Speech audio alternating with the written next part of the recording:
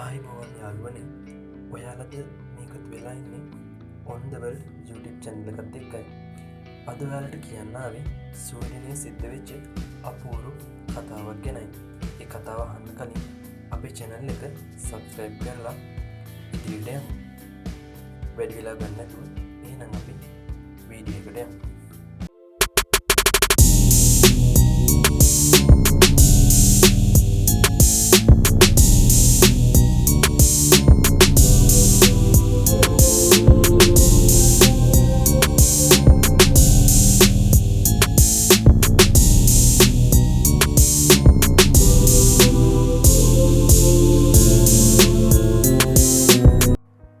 අපූරු ඡායාරූපය අපට හමුවන්නේ ස්වීඩනයෙන්.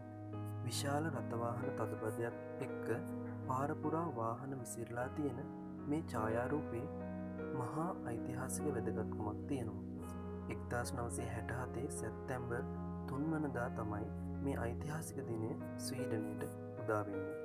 ස්වීඩන් වැසියෝ මේ දවස හඳුන්වන්නේ H-Day ලෙසයි. ඒ හේතුව පිටිපස්සේ තියෙන්නේ අපූරු ලස්සන කතාවක්. H-Day උදා වෙන්න පෙර ස්වීඩනයේ සියලුම රථවාහනවල සුක්කානුම තිබුණේ වම් අත පැත්තට සවි කරලයි.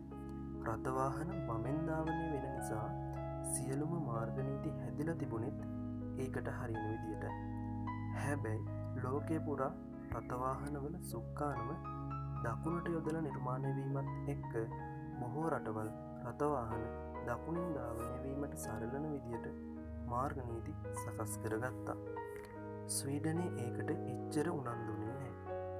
ස්වීඩනයේ පිහිටලා තියෙන්නේ නෝර්වේ සහ ෆින්ලන්ත මායිමේ.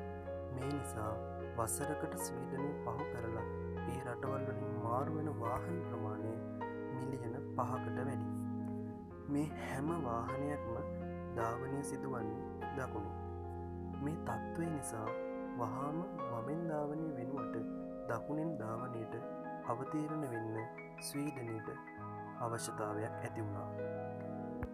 ප්‍රවීණයන් යෝජනා කළේ දකුණෙන් රිය පැදවීම වෙනස් කිරීම මිනිසුන් වම්පසින් වාහන පැදවීම නිසා ඉදිරියට යාමේ අනතුරු අවම කරගත හැකි අතර එමගින් ඉදිරි මාවත පිළිබඳ හොඳ දැක්මක් ඇතිවන බවයි. ඒත් ස්වීඩන් ජනතාව ඒකට එතරම් උනන්දුවක් දැක්වූයේ නැහැ. 1967 ස්වීඩන් පාර්ලිමේන්තු විශේෂ පනතක් මගින් මේ තත්ත්වය වෙනස් කරන්න නීති රීති ගෙනාවා. 1967 සැප්තැම්බර් 3 වනදා උදෑසනින්ම මේ නව මාර්ග නීති අනුව ස්වීඩනයේ රථවාහන ධාවනය ආරම්භ කරනවා. එහෙත් ඡායාරූපයෙන් දිස්වෙන්නේ වමෙන් දකුණට මාරු වෙන්න ගිහින් ස්වීඩනයේ රියදුරෝ සහ මගියෝ පත්වෙච්ච තත්ත්වය. පළමු දවසේ විතරක් රථවාහන අනතුරු 157ක් වාර්තා වෙනවා. එහෙත් ඔවුන් උත්සාහය අතෑරියේ නැහැ. දිගටම අලුත් ක්‍රමයට අවනත වෙනවා.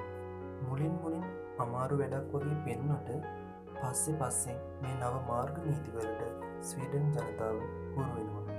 සමහර තීරණ ක්‍රියාත්මක කරන්න ආරම්භ කිරීම ඉතාම අපහසුයි.